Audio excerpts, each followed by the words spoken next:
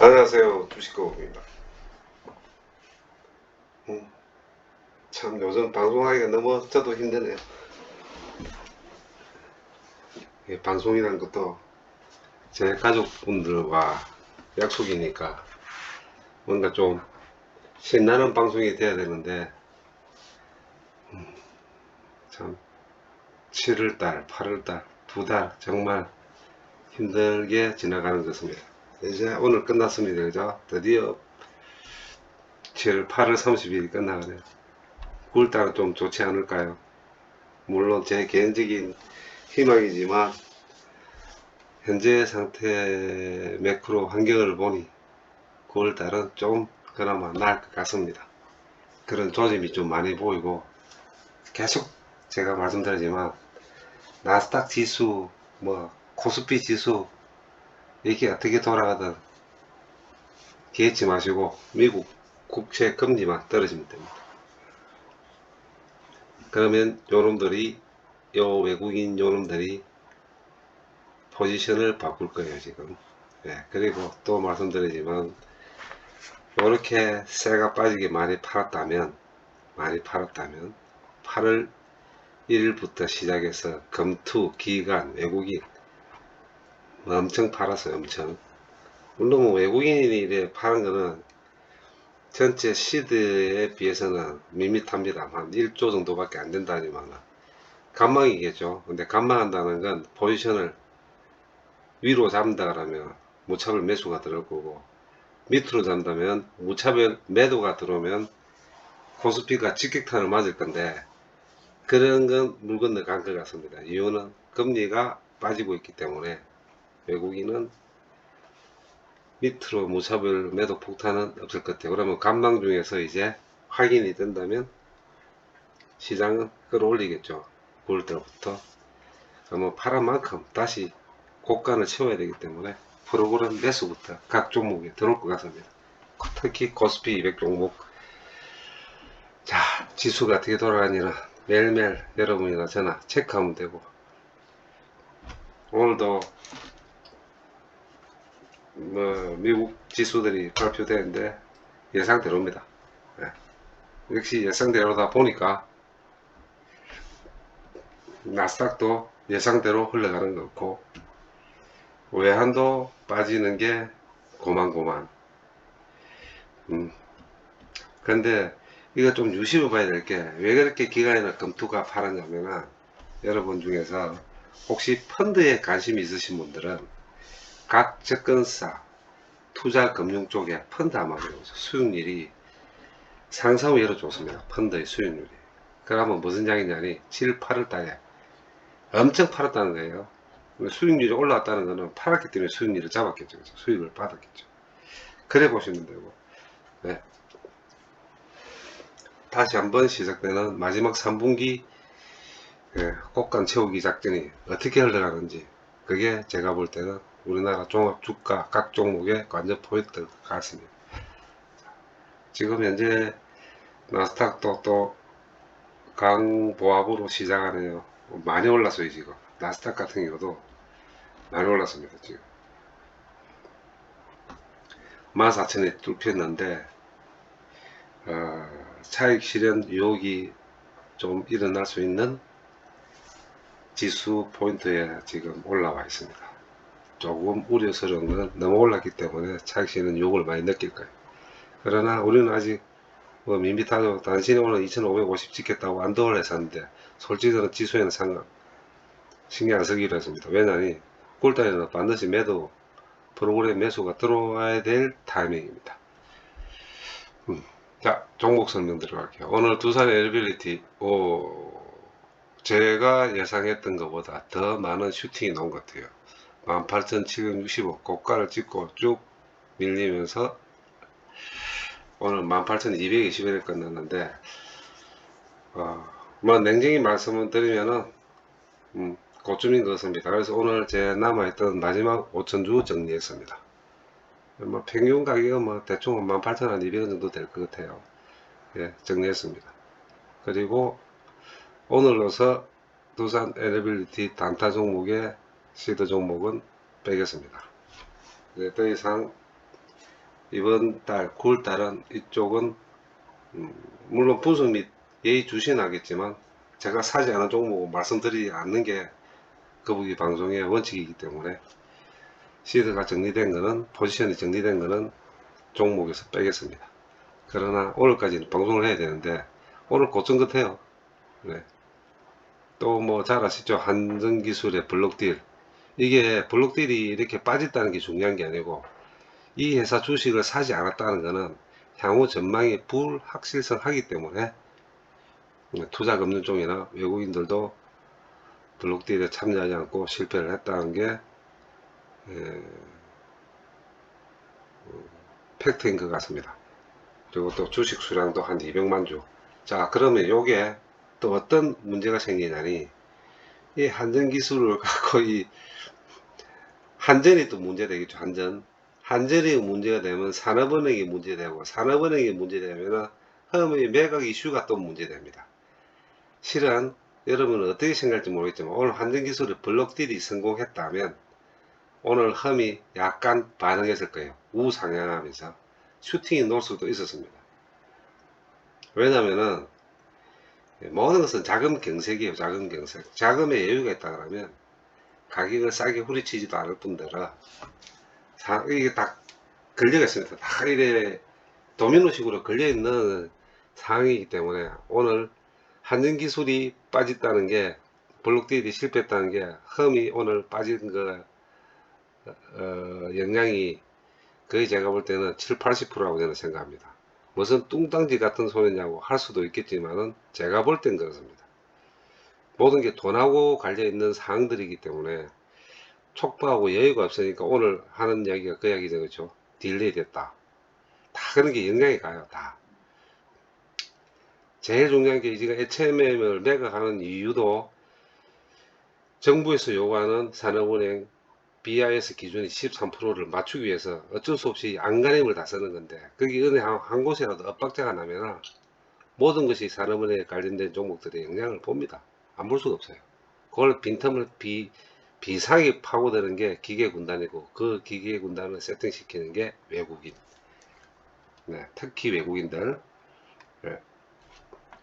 그러면 잘 아시겠지만 JP 모간이든 골드만삭스든 요런 인간들 새끼입니다. 물론 또 좋을 때는 좋겠지만 나쁠 때는 반대급부로 오늘 그 영향 때문에 외국인 프로그램이 이렇게 이빠이 되는데 조심하셔야 될 게, 제가 왜 꼭지라고 하냐니, 이제 옵션 만기에 돌아오면 이게 무섭게 매도로 바뀌어버립니다.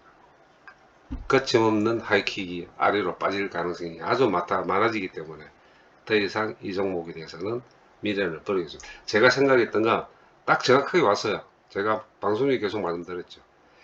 18,000원대 후반, 19,000원대 초반. 이외에는 없습니다. 계약 건수도 없고, 물론 원자력 때문에 저도 단기를 보고 들어갔으니까 뭐 일단 저는 오늘로서 당분간 두빌에 대한 매력은 버리겠습니다. 오늘 만약에 못하신 분 내일이라도 정리하시는 게, 수익 보고 정리하시는 게 정신 건강에 좋으실 겁니다. 다음, 자, 현대인프라코어도 살짝 말씀을 드리면은, 요거는 있어요. 한전기술. 지금 현재 이게 블록딜이 실패됐다는데, 이 말씀 드려야 되겠네. 실은, 거래량 보십시오. 100만 주도 안 되죠. 이게 빈집털이라는 건데, 살짝 한전기술 들어갈 가능성도 있어요. 왜냐면은, 블록딜이 실패했다고 한들, 이렇게 빠지가 다시 지금 요 바닥까지 치고 내려왔잖아요. 이러면은 저평가 구간입니다. 그래서 상당히 매력적인 자리가 될 가능성도 많아요. 그래서 혹시 제가 내일 확인을 보고 다음 주 움직일 자리가 된다면은 한전기술을 단타로 들어갈 가능성도 많습니다. 이 점 꼭 기억해 주시고 관전 한번 해 보십시오. 다음 현대인프라코어 같은 경우는, 자, 요것도 매력적인 자리가 오네요. 어떻게 됐든 3분기 실적이 발표되는 10월달 그 전까지는 이제는 우상향할 가능성이 아주 많다는 거. 그리고 외국인 보유율 아직까지 20포인트를 지키고 있다는 것은 드라마 매물 폭탄에 놓지 않을 겁니다. 자, 그래서 다시 한번 두비를 빼고 오늘부터 현대 인프라 코어를 넣겠습니다. 저 이유는 딴 거 없어요. 이것도 단기적 단타 자리가 나오기 때문에 오늘 새로 넣을 자리는 두비를 빼고 한전기술과 현대 인프라 코어를 다시 넣도록 하겠습니다. 요거 올라갑니다. 네, 단기적으로 볼 수 있는 자리. 이제 중단기적인 아니에요. 네, 제가 볼 때는 11,000원대 위로 올라갈 가능성이 아주 많기 때문에 5% 이상의 수익은 올라올 수 있는 자리입니다. 단기적으로. 뭐 빠르게는 하루 이틀, 길게는 한 일주일 전에는 안 먹을 것 같아요. 저점 바닥 한번 잡아볼 생각도 있기 때문에 오늘 시드 종목에 넣어 보겠습니다. 자, 그 다음 HMM 참 욕밖에 안 나옵니다. 욕밖에 안 나오지만 잘 보시면 제가 여러분들한테 무슨 희망회로 돌리는 건 절대 아닙니다. 저는 엄청나게 주식을 갖고 있기 때문에 희망회로 돌리고 있고, 저는 냉정하게 제 자신하고 싸움을 하고 있기도 하지만 인내력 테스트에 저는 어떻게 하나 객관적으로 보고 냉정하게 보려고 정말 하루하루 최선을 다해서 어금니 깨물고 노력하고 있습니다. 저도. 그런데 어떤 분은 매각 이슈가 실패, 어떤 분은 다시 15,000원대. 실은 이 주식을 산 이유는 다 수익을 보기 위해서 샀잖아요. 저도 마찬가지입니다. 그리고 예상 수익 목표가도 정해져 있고, 어떤 환경에 따라 가지고 뭐 전환사채니 뭐니 어떻게 구구절절해서 내려왔다는 건 그만큼 신말성 매물도 많을 거고, 그 다음에 올라가는 뭐 또 올라갈 때는 호재에 따라 올라가겠죠. 근데 이럴 때는 이렇게 힘들고 고통스러운 자리가 오고 기간이 올 때는 여러분 냉정히 한번 생각해 보셔야 됩니다. 냉정히. 왜 냉정히 생각해 봐야 되냐니, 여러분이 이걸 샀을 때는 분명히 산 목적이 있을 거고, 어떤 정보를 통하든 어떤 판단이든 그 판단에 따라 여러분이 매수를 하셨을 거고, 거기에 따라가 그 판단에 미스가 나오든 자기 생각과 엇박자가 나서 이 주가가 이제 빠질 때는 걱정보다는 다시 한번 여러분이 매수한 자리에서 내가 이걸 왜 매수했는지를 냉정히 생각해 보셔야 돼요. 그리고 계속 매일 제가 방송 중에 여러분한테 HMM은 꼭 안 빠뜨리고 설명을 드리는 이유는 제 자신과의 싸움도 마찬가지입니다. 하루에 몇 번을 되짚고 생각해 보고 어떻게 하든지 주관적인 입장이 아닌 객관적인 입장에서 생각해 보려고 엄청 노력을 많이 합니다. 잘 보시면 여러분, 이날 21,250원에서부터 요까지 뺄 때 이만큼 이렇게 후리치고 난 이후에 요 양봉과 캔들부터 음봉의 캔들 사이에 이거 보시면은 이게 뭐라고 생각하십니까?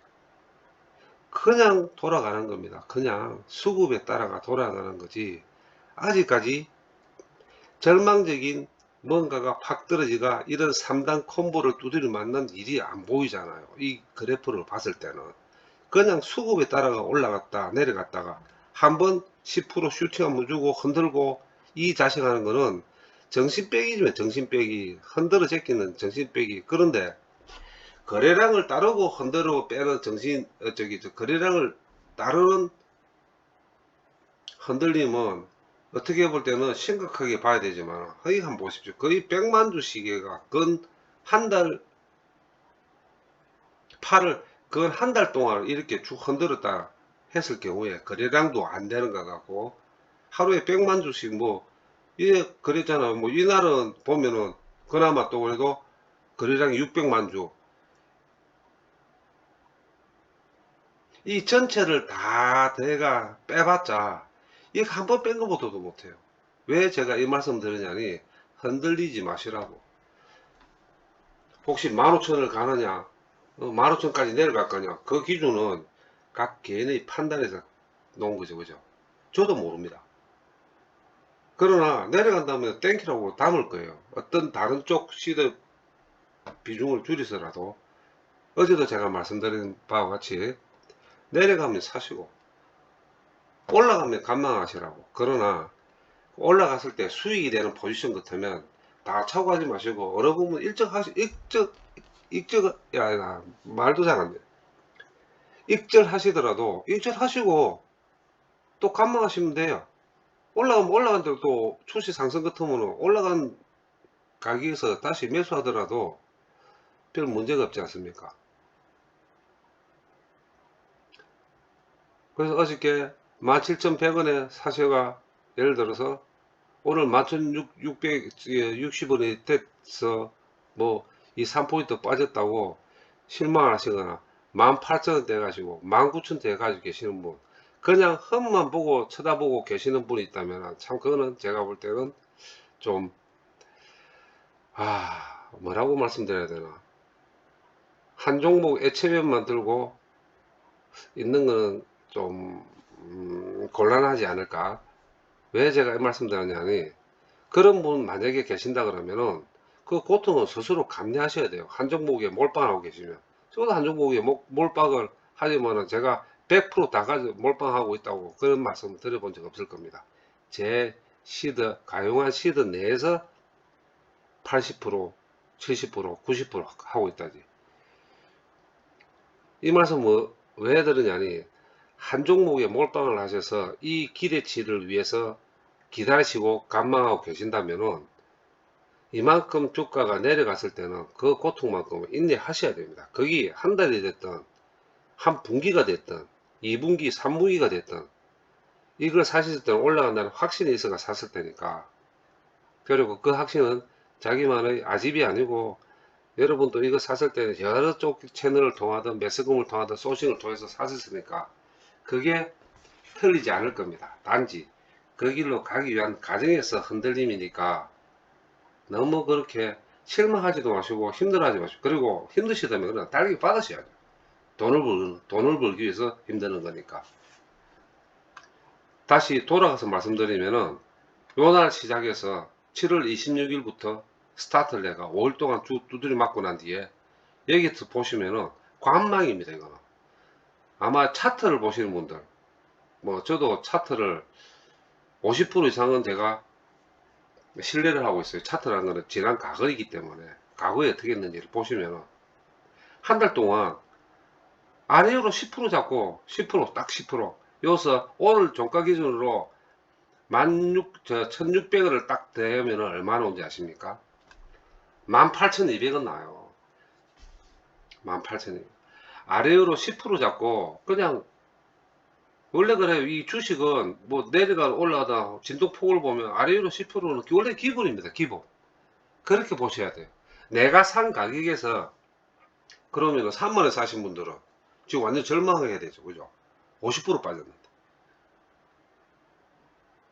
제가 기준점을 얼마 잡아야 되나? 18,500원. 일단 18,500원은 스타트. 그렇게 보세요. 아래로 10%라고 보시면은 지금 10% 빠졌잖아요.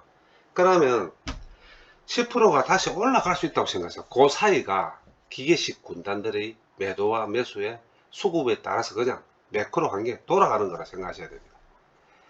그 위에 가장 중요한 게, 매각보다도 더 중요한 건 매주에 일어나는 금요일날 SCFI 지수라고 말씀드렸잖아요. 그죠? 자, 이렇게 말씀드리는 제가 오늘은 애체매물 약 12,000주 매집했습니다. 제 매집 가격은 16,000, 잠시만. 16,850원 정도 되겠네요. 평균 가격이. 그럼 제가 왜 매집했는가? 내려가면은 매집할 겁니다. 또 내려가면 또 매집하겠죠.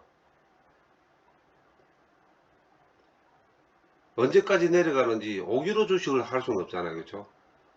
자, 그러면 저는 만약에 17,000원대를 위로 뚫고 17,500원까지 어제 요날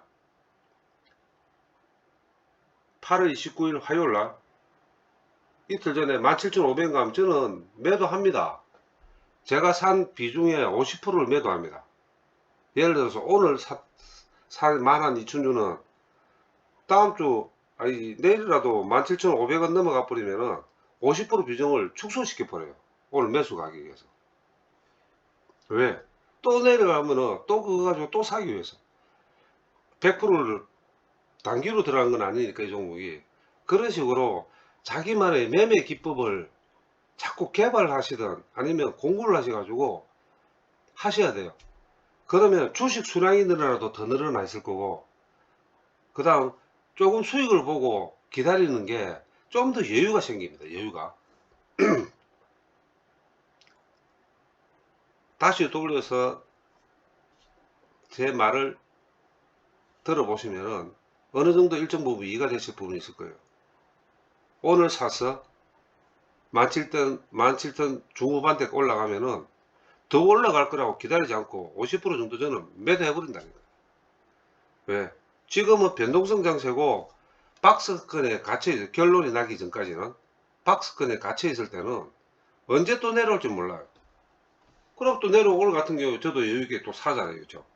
그리고 주식 수량을 또 부르고 올라가면 팔고 이렇게 적극적이고 능동적으로 대처를 해나가면 좀 내린다고 스트레스 안 받습니다. 아이고 감사합니다. 또 다시 사게 된다니까요. 잘 보시면은 왜 그런지 제가 말씀드릴게요. 내일 또 어떻게 변화무쌍하게 움직일지는 모르겠지만 16,660원에 33,000주, 16,650원에 19,000주, 640원에 42,000주, 이런 만 단위 이상의 2만 단위 이상의 이 주식들은 누가 이렇게 살려고 바치겠습니까? 잘 한번 생각해. 이게 누가 사겠어요? 이거 누가 살려고 이 지금 주가가 내려가는데 이걸 살려고 다시 바치네요. 이렇게 왜 바칠 것 같아요? 요거를 저는 알고 있습니다. 알고 있지만 제가 숙제를 한번 내드릴게요. 요거에 대해 해답을 주시는 분, 제가 알고 있는 생각과 같다 그러면은 스타벅스 세트로 제가 선물로 쏘겠습니다. 이걸 왜 이렇게 바치는지. 맞잖아요. 그죠? 이걸 왜 이래 바칠까요? 요게 해답입니다. 그래서 저는 샀습니다.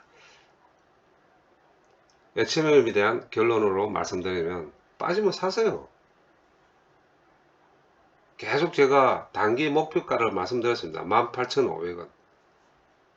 이 진동폭 10%까지는 언제든지 놓을 수 있어요. 내일도 놓을 수 있어요. 내일 놓으면 저는 땡큐. 올라가면 본주 이선이 신경 안 써도 되고, 그죠? 예. 마이너스 비율이 줄어들 거고, 내일은 뭐 또 팔아서 이거 또 사면 되고, 주식 수량을 불려가는 스킬입니다. 제가만 그런 게 아니고, 좀 주식한 사람들은 다 그렇게 해요. 왜?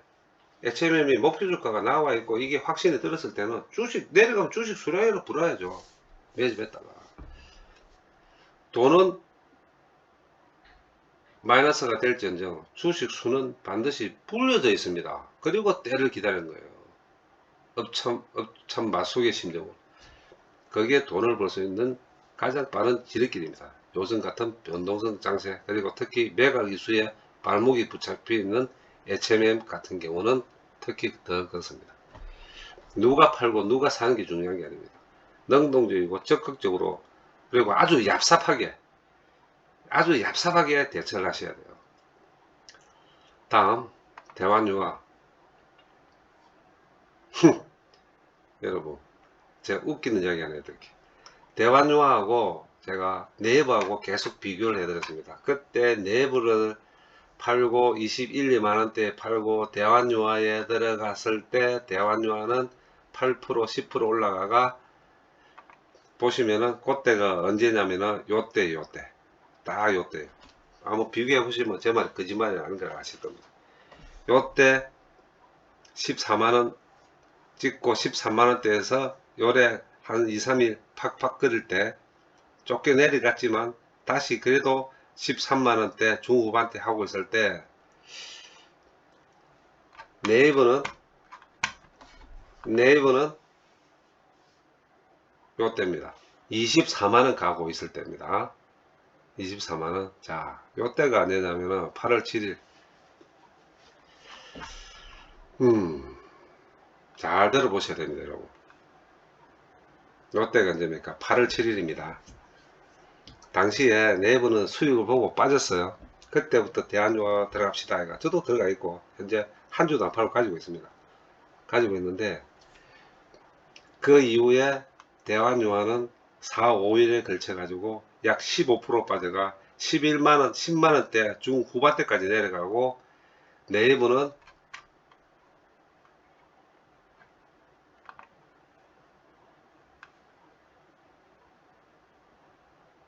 22, 3만원대를 지키고 있었으니까 네이버를 더 가지고 있으면 수익을 더 보셨을 것 같죠. 그런데 이 산업심리가 더 올라갈 때 가지고 팔지를 못합니다. 자, 2주에 걸쳐 가지고 네이버는 주구장창 빠졌다가 슈팅 한번 주고 오늘 종가격 기준으로 21만 4천원입니다. 롯데가 이제 24만원, 22만원에 21만, 저기, 저, 21만, 22만원대에 팔고 네이버에 들어갔으면 현재 가격으로 봤을 때 네이버가 더 수익률이 좋아요. 대환유화가 더 수익률이 좋습니다. 무슨 말씀을 드리냐니 네이버는 단타로 들어갔고 대환유화는 모으는 자리로 들어갔어요. 그리고 항상 제가 말씀드렸지 요 때부터 말씀드린 게 15, 6만원을 주구장창 노래를 불렀는데 중국 관련 어떤 이슈로 빠졌지만 현재 다시 터닝해서 돌아가죠. 이 상태에서 제가 1에 내려갈 때 3단 콤보 2단 1에 빠졌을 때도 모아가는 자리입니다 라고 말씀드렸습니다. 지금 모아간 자리가 계속 올라가겠죠. 저는 안 팝니다. 이제는 내려가도 올라가든 팔지 않고 13만 2,500원을 언제 뚫을 수 있는지 오늘 13만 1,000원까지 또 한번 찍고 침을 한번 바르고 내려왔습니다. 그죠? 계속 고점을 올리고 있어요. 대신에 왜 제가 걱정 안 하냐니까 슈팅이 안 나와요.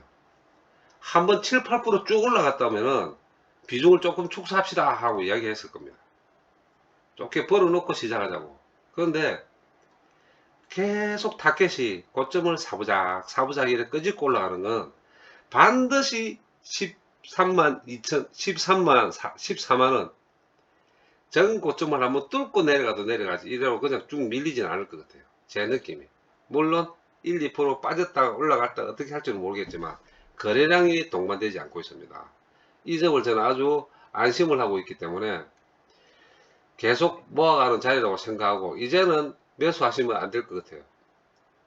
매수하면은 수익률이 한 10%, 15% 정도 단기 수익률은 자 그래서 9월달은 바닥에서 요날 3월 8월 28일 이전에 사신 분들은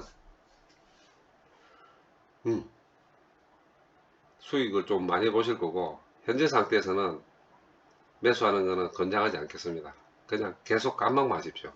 그리고 슈팅이 나와서 7, 8% 올라갈 때까지 낚시질에 당하지 마시고 계속 보유하고 계시기를 부탁드리겠습니다. 저도 마찬가지입니다. 네. 얼마 남지 않았습니다. 앞으로 2주가 가장 큰 관전 포인트가 될 것 같아요. 2주 안에 제발 14만원만 뚫리면은 15만, 6만, 7만까지 보입니다. 여기 어디 자리냐면은 요 자리에요, 요 자리. 올해 3월 31일 요 자리까지 볼 수 있는 희망이 생기는지 안 생기는지는 다음 주와 다다음 주 양 2주간의 결정이 날 것 같으니까 한번 지켜보십시오. 그러면 수익 3, 40%는 그냥 나오겠죠. 예, 그래 보시고 한번 매수하고 계시는 분들 이 야수의 심장으로 이날 8월 18일 17일 날 이날 매수하신 분들은 그냥 등 따시고 배부를 겁니다. 편안하게 관전하셔도 전혀 무리가 없다는 거 분명히 제가 말씀드릴게요. 그리고 혹시 8월 10일 이전에 13만원대에 계시는 분들 아마 10명 중에 5명은 요거 14만원 13만원 후반대 가면 쏙 팔 겁니다. 아이고 감사합니다. 도망갈 겁니다. 사실은 그때부터 주가는 실질적으로 올라가기 시작할 거라는 거 제가 분명히 말씀드릴게요. 자, 오늘 좀 방송이 좀 길어지는데 제가 볼 때 그렇습니다. 이제 대한항공도 말씀드려야 되네. 대한항공 이게 왜 안 움직일까요? 왜 이리 쭉 빠질까요? 저도 이 단기성으로 들어갔다가 오늘 일부 정리했습니다. 50% 50% 정리하면서 HMM을 제가 들어갔는데 험에 들어갔습니다. 왜 50%를 정리한 이유는 빨리 터닝하는 게 HMM이 좀 더 낫지 않겠나 싶어서 했는데 대한항공 자리 좋습니다. 그래서 또 말씀드리지만은 요놈들 지금 뭐 10월 달에 그 뭐 EU 뭔 소리 샀는데 3Q 실적이 좋습니다. 그리고 빠질 자리가 아닌데 빠질 때는 그냥 흔들기 작전입니다. 그리고 또 한 번 말씀드리지만 여유 계시는 분 대한항공 보자 한 2주 정도의 시간적 여유가 있는 자금이 계신 분들은 대한항공 사셔도 수익을 보실 것 같아요. 제가 이거 단기적으로 목표가를 얼마나 정해놨니까 24,500원입니다. 24,500원. 어디 자리냐면은 요 자리에요, 요 자리. 요 자리입니다. 딱 요 자리인데 요 자리까지는 반드시 올 수 있는 자리입니다. 24,500원. 요 자리 한번 옵니다. 오니까 그때 터시면 되고 그래봤자 수익 10% 안 돼요. 7, 8% 돼요. 그런데 금액이 좀 커지면은 수익률도 그만큼 좋아지는 거니까 대한항공 자리 매수 자리라는 걸 또 제가 추천드릴게요. 이거 빠진다고 걱정하지 마시고 모아가는 자리입니다. 현재 모아가는 자리라고 다시 한번 말씀드렸습니다.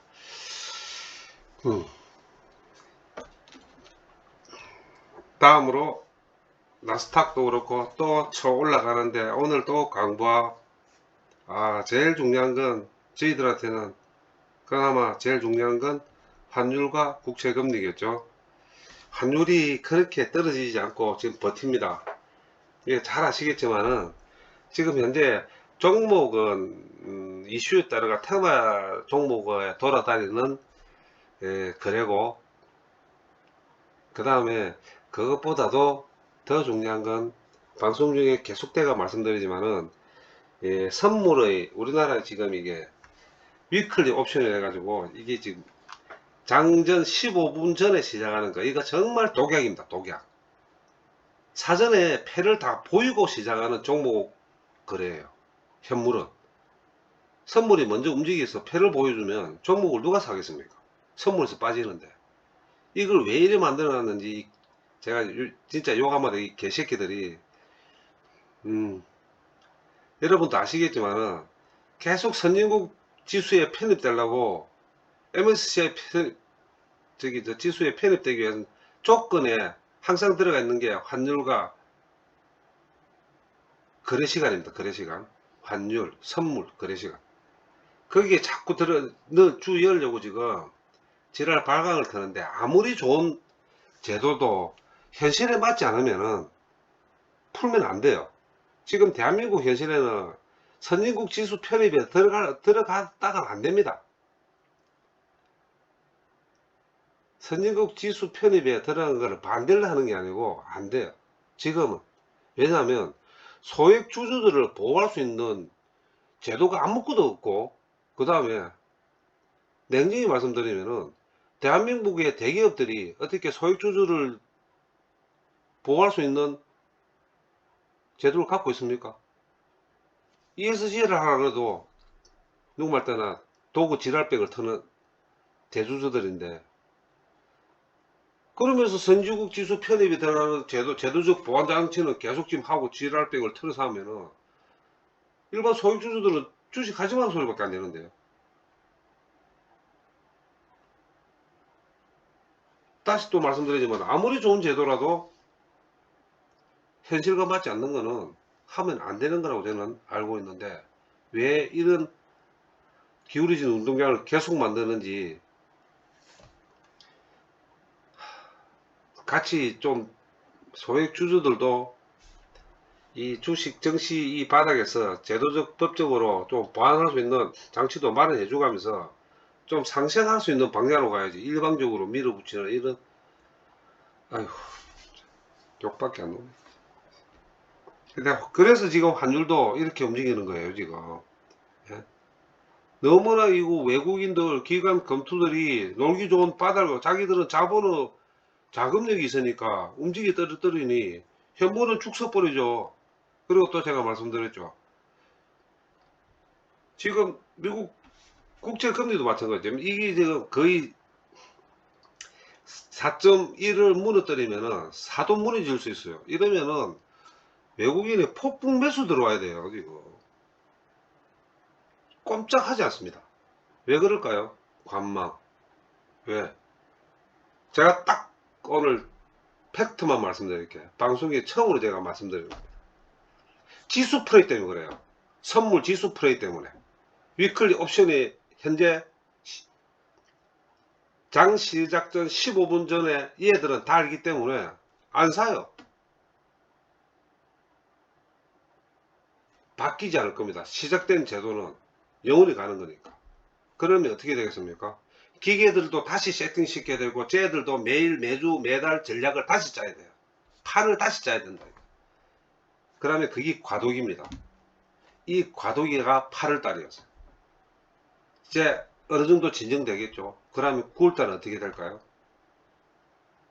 나스닥 지수가 이대로 횡보만 하더라도 한국 코스피 지수는 올라가고 움직이기 시작합니다. 그래서 제가 9월달은 좋을 거라고 말씀드리는 거고, 거기에 따라서 너무 많이 팔았기 때문에 옵션 만기 이전에는 프로그램부터 매수가 들어온다는 게 제 판단이고 제 분석이니까 여러분 참고하셔서 가지고 계시는 종목들에 대가 능동적으로 대처하시길 부탁드리겠습니다. 오늘은 좀 길었습니다. 긴 시간 경청 감사드리고 내일 뵙겠습니다.